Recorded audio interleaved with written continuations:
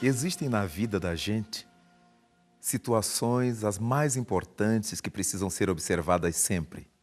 Dentre elas está a nossa crença. Todas as criaturas humanas têm a sua crença.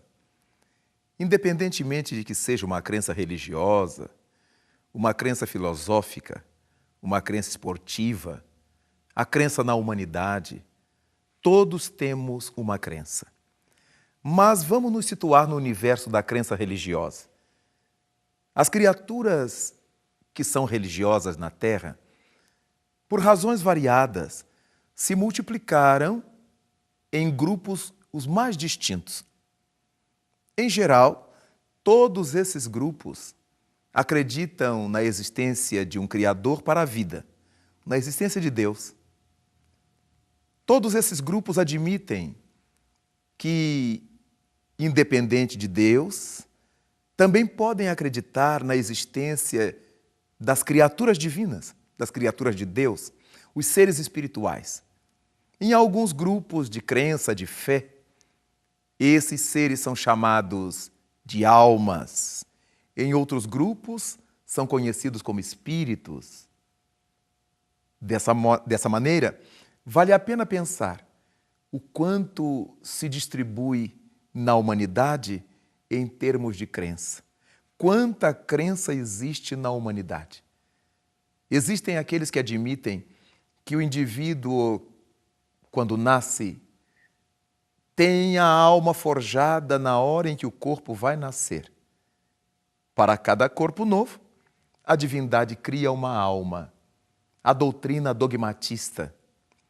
Mas há aqueles outros que creem que a alma existe desde todo sempre, criada por Deus, e que, quando o corpo nasce, a alma não está sendo criada junto com o seu nascimento.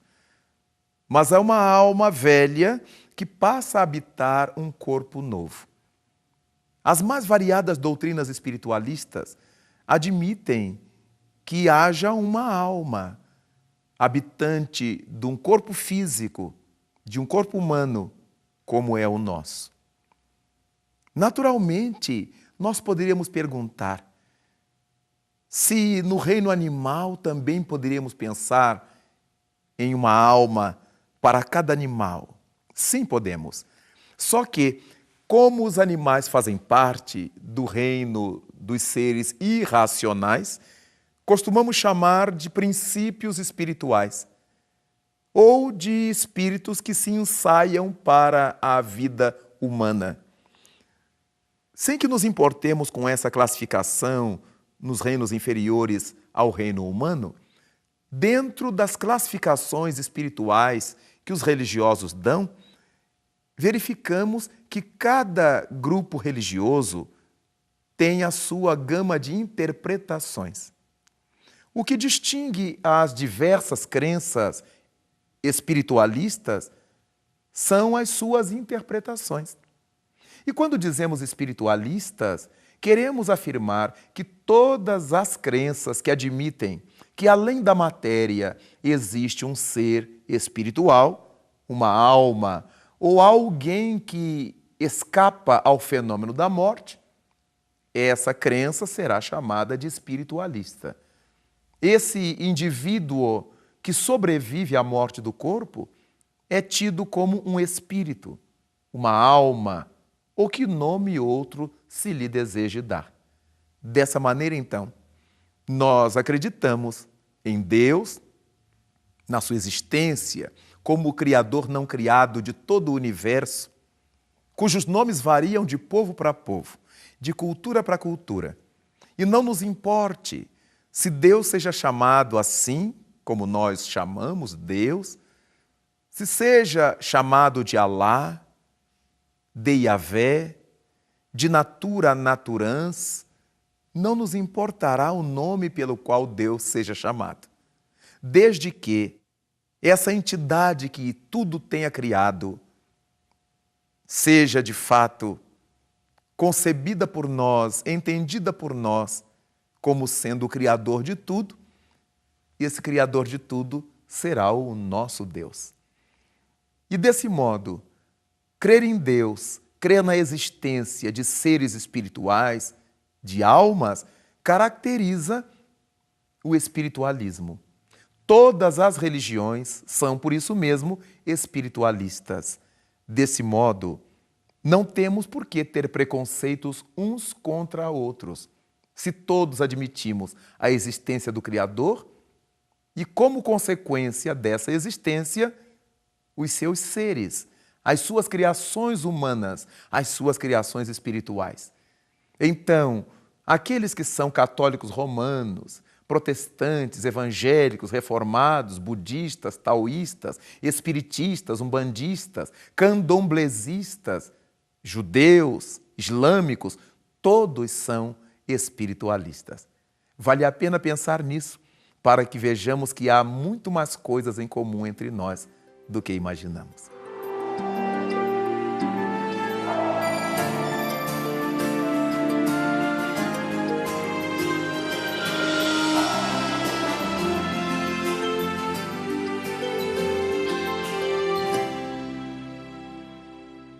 Quando falamos que temos muito mais pontos em contato do que possa parecer, é verdade. É mais sério do que nós pensamos. Às vezes, ficamos a refletir por que é que os religiosos têm o costume de brigar, desde todos os tempos da humanidade. Desde que se formaram dois grupos de interpretações diferentes e que foram chamados de crenças, de religiões, etc., já estão os grupos a se engalfinhar. E isso demonstra quão pequena é a maturidade das criaturas humanas que nós formamos. Nós estamos falando de Deus, o autor não criado de todas as autorias, o Criador não criado de todas as criações. Nada obstante, não conseguimos captar a sua grandeza ainda. Estamos disputando território, estamos disputando terreno com aqueles que interpretam a existência desse Criador de maneira diferente da nossa. Imaginemos-se diante de um daltônico que olhasse uma cor vermelha e jurasse que era verde, se nós nos engalfinhássemos com ele. Teremos que perceber, que saber que ele é daltônico. E onde ele vê verde, nós estamos vendo vermelho, ou vice-versa, ou outras correlações que possam ser feitas pelo daltônico. Desse modo, não há nenhum sentido em vermos religiosos se engalfinhando. Pelo mundo afora, encontramos as guerras, verdadeiras guerras, entre aqueles que acreditam em Alá e aqueles que acreditam em Jeová. Os que acreditam em Deus, os que acreditam em Alá. Desse modo, onde pretendemos chegar com a nossa religião? O espiritualismo, então, forma a generalidade da nossa crença. Todas as crenças religiosas são espiritualistas. Mas, dentre essas crenças espiritualistas, no século XIX, apareceu em Paris uma delas que passou a ser chamada de espiritismo.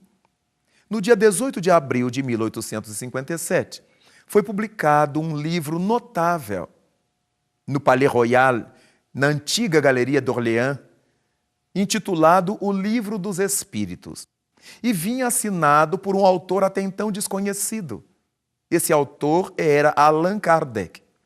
Mais tarde podemos saber que Allan Kardec era um pseudônimo de um notabilíssimo professor francês chamado Hippolyte Léon Denisard Rivail, nascido em Lyon, criado na Suíça francesa, na cidade de Verdun-les-Bains, e discípulo de um dos mais notáveis pedagogos de todos os tempos na Europa, que foi o notável Jean-Henri Pestalozzi.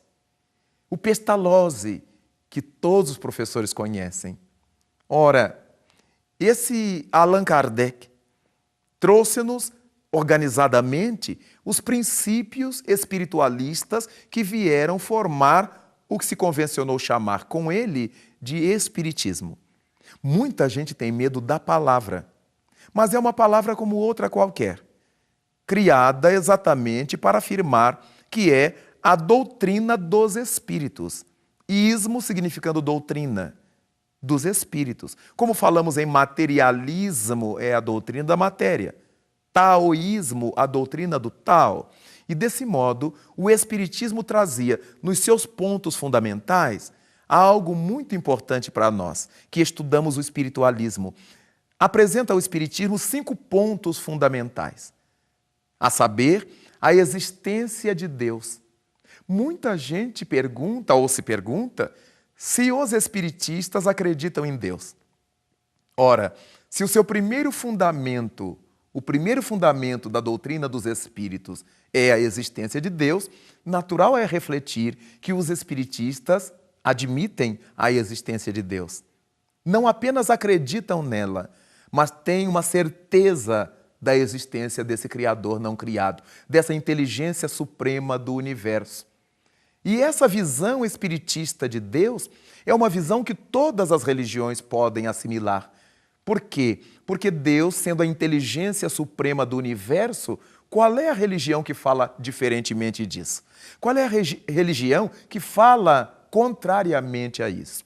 Dessa maneira, nós podemos bem aquilatar o quanto é importante a existência de Deus, porque é o fundamento de todos os fundamentos. Daí nasce o segundo princípio da doutrina espírita, que é a existência e a imortalidade da alma. Todos nós somos existentes, mas também somos imortais. O fato de sermos imortais é algo importantíssimo no contexto das nossas vidas.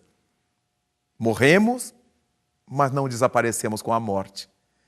Mas, ao lado disso, chegamos ao terceiro princípio da doutrina espírita, a pluralidade das existências. Se nós somos imortais, se temos que evoluir ao infinito, como propôs Jesus Cristo, dizendo o Mestre que deveríamos ser perfeitos como perfeito é nosso Pai Celestial. Esse direcionamento que Cristo nos aponta é para que saibamos que precisamos evoluir. A pluralidade das existências é a instância que nos permite galgar esse progresso. Ao lado disso, a pluralidade dos mundos habitados, mostrando que não é somente o nosso planeta o único mundo habitado nesse universo inteiro. E, por fim, a comunicabilidade dos espíritos. Daí vemos como é importante sermos espiritualistas e a doutrina dos espíritos é uma digna representante do espiritualismo universal.